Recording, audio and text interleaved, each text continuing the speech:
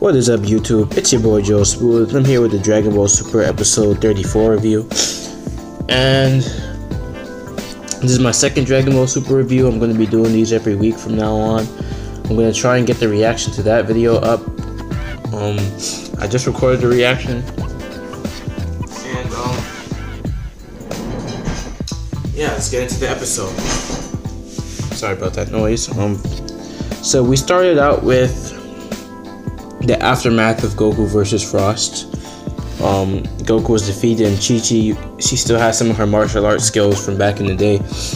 She jumped from the stands to the stadium, which is like a few stories, no trouble, and she rushed over to Goku. Frost came by, the polite, nice guy he is. Yeah, polite, nice guy he is. Came over to Goku and saw if he was alright and stuff. Says he didn't know what happened when Goku got defeated. Right? So then some banter between the sides, Beerus and Champa. And we get into the next fight, Piccolo versus Frost.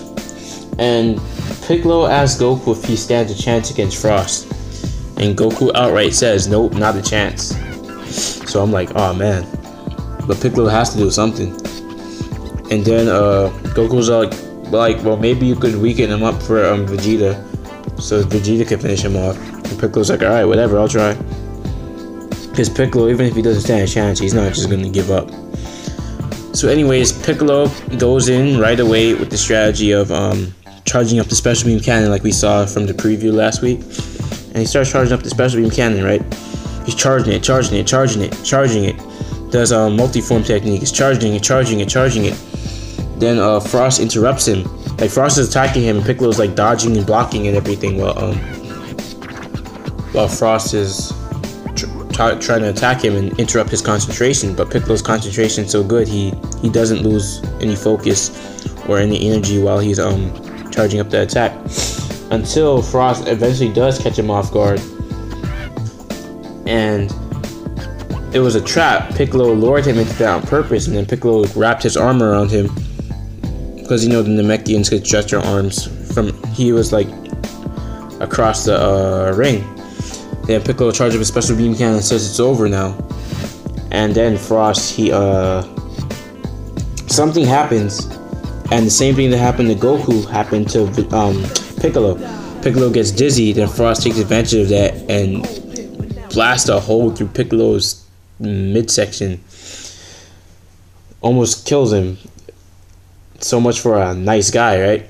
Then Jaco says he saw what happened and that Frost should be disqualified because Frost used a weapon. So we find out that Frost has like some little needle injection of like some type of poison or something of the sort in his body, in his arm, his right arm. And that's what he used against Goku, and that's what he used against Piccolo. So my theory of it being a martial arts technique is not true. Yeah, that tends to happen. Theories could be true, theories could be not true. But anyways, yeah, it's some type of a poison or injection shot from his arm. So he gets disqualified, and then Vados and Frost both reveal that Frost isn't actually a nice guy. He starts the wars and then comes in at the end of the day to save them. And then Kaba, he's like, no, that's not true. We fought together. We ended wars together. We fought off pirates. And then we've come to find out that Frost is the leader of those said pirates. So Frost has been really manipulative the whole time. He's arguably worse than Frieza, because after he saves the planets, he buys them for a low price while making his public figure gain more status. I'm sorry for saying so many times. So yeah, Frost is really a huge jerk. Probably he could be worse than Frieza, who knows. So anyways, Frost is disqualified, and Piccolo gets up and regenerates himself, which makes me wonder why didn't he do that in the Resurrection F arc against Frieza. But that's aside from the point. So yeah, Piccolo's declared the winner, and I personally think that if Frost didn't cheat, Piccolo would have beaten him with the special beam cannon. I think because we saw. Oh, I forgot to mention the special beam cannon had enough energy to pierce the barrier made by Vados. Was it made by Vados or Champa? Because Champa said my barrier in the subs I saw, but I'm 99% sure Vados made it. But anyways, it's a powerful barrier intended to keep God level attacks like from Super Saiyan blue level characters and stuff like that. It's supposed to keep attacks from that level from hurting anybody outside.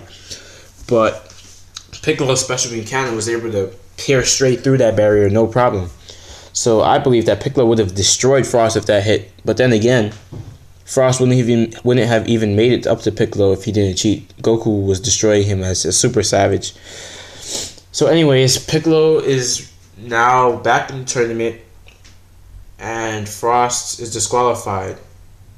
Next thing you know, Vegeta, he says put Frost back in the tournament because he wants to beat Frost down personally. He wants to beat Frost down himself. So then, I'm saying again, I'm sorry guys. So then Champa and Vados decide, well, first Champa didn't want Frost to be in the tournament anymore. He wanted to destroy him personally. But Vados convinced him to put Frost back in the tournament. So he's back in. Vegeta's gonna fight him next week. So now for what I liked and didn't like. What I liked, the plot twist that Frost was actually evil. I know there's been theories about it going around. I never believed them. I thought Frost was genuine, honestly. But yeah, Frost is actually evil. That's what's cool about Dragon Ball Super. I mean, it's new content, so we can make theories. We could be wrong or right about it. It's not like the old Dragon Ball series from Dragon Ball to GT, where we had mostly definite answers for certain theories. Not definite answers, but these are a lot more open-ended because they haven't happened yet. I'm talking new theories, of course. So yeah, Frost is actually evil. I'm just doing it again. I'm sorry. Frost is a really bad guy. And I wasn't expecting it personally. What else did I like? Sorry again. I'm noticing it. And that's how you know it's bad. I'm noticing it. I'm saying But what else I liked in the episode?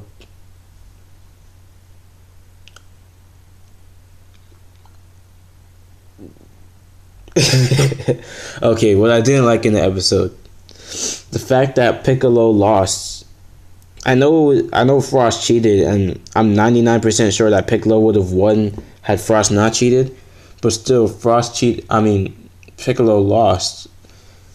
That made me upset because I placed all bets. If I bet money, I would have bet money on Piccolo winning that fight for sure. Which if I did, I would have gotten my money. But I thought Piccolo was gonna win like legitly. Like, you know what I'm trying to say. Even though Frost is the one that cheated, Piccolo would have won legitly. I thought he actually would have won legitly. The second thing I didn't like is that how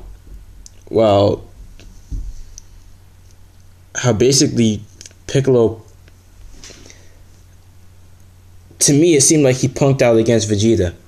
Because the announcer was like, well, Piccolo's back in the tournament, Vegeta. It's not your turn yet. You're after Piccolo. Then Vegeta was like, Piccolo's going to forfeit. Then he gave Piccolo like this stare, like he was grilling him. Then Piccolo gave him the stare right back. They were both like grilling each other. And they're like serious characters. So when they stare, it's like something epic. And then Piccolo was just like, yes, I will forfeit. And I was like, oh, man, come on, Piccolo. No, don't be like that.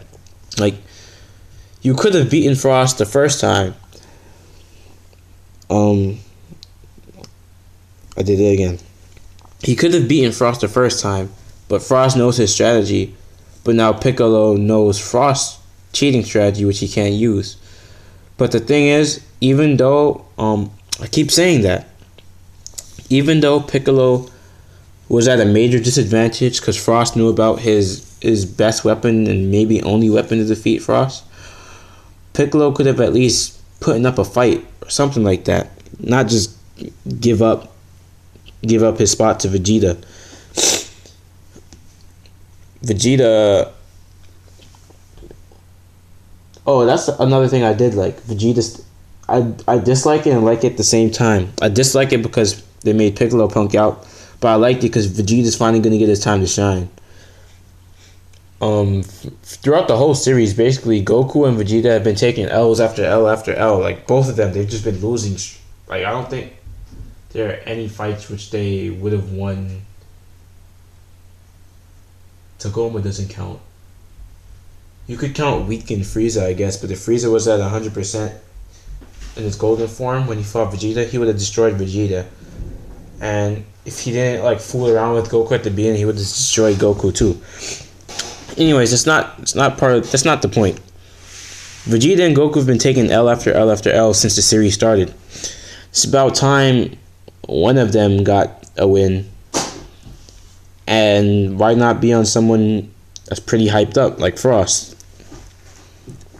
Only thing is, Frost is weakened now. His secret weapon is gone. And it's been proven that, well, since Goku and Vegeta are just about the same strength, Super Saiyan 1 and Super Saiyan Blue Vegeta would decimate Frost. In my opinion, Super Saiyan 1 and Super Saiyan Blue have the same multiplier, but different power source, with God Ki being the better power source.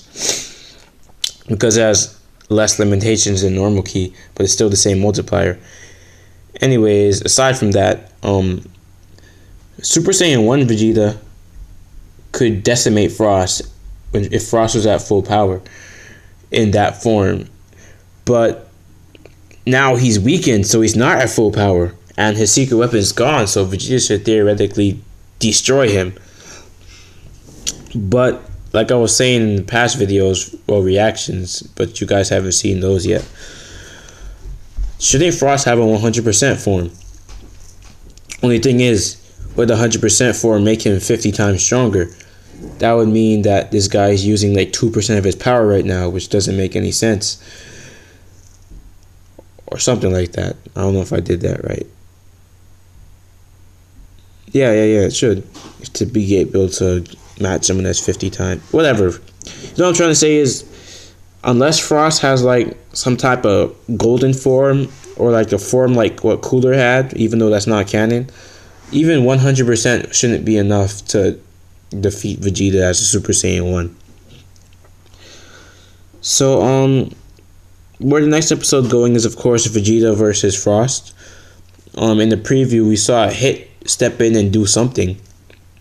We didn't know what exactly he did, but I don't think he helped out Frost or Vegeta. It doesn't make sense for him to, or else he would get disqualified.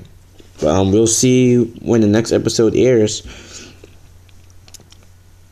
Oh yeah, one more thing that I liked. Chi-Chi really caring about Goku when he got injured at the beginning. But yeah, overall, this episode wasn't really a bad episode, but I didn't like it myself personally because of what they did to Piccolo. They basically did him dirty this whole episode. The episode itself wasn't good, but it wasn't bad either. It was just average. It was just there. The Piccolo fight, like with Frost, again, the choreography in the series for the fights isn't good. Hopefully they improve the choreography for like Vegeta versus Frost, but I highly doubt that they'll increase the choreography or get any like really good looking fights for the series. So we'll just have to bear with what we have now. But I always will mention fight choreography is important in the fighting shonen anime series. They need to get it up to the level of Dragon Ball and Dragon Ball Z and Dragon Ball GT's fights. Those fights had good choreography. They were fun to watch. They were good to look at. These fights are good to look at sometimes, not all the time. A lot of times it's just rapid movements. In Dragon Ball Z and GT, when they did rapid movements, you could actually see details in the fight. You see they're still using martial arts techniques, but in Super, it's just they're throwing their limbs at each other. But not to rag on the series too much, the fight choreography needs to go up, but that's not something for this episode. That's for the series as a whole. I highly doubt it, but hopefully they improve it next week. Anyway, guys, it's your boy Joe Smooth out. Stay smooth and peace. Stick around for another review next week and just check out the channel for more content. I'm doing a lot of anime stuff and video game related stuff because I just got a PlayStation 4, so I've been uploading a lot of video game playthroughs. Saint Seiya Soldier Soul is personally my favorite PlayStation 4 game so far, above Dragon Ball Xenoverse and Naruto Storm 4 by far. Saint Seiya Soldier Soul, to me, is better than those games by far. Anyways, guys, it's getting off the point. It's your boy Joe Smooth out. Stay smooth. Peace.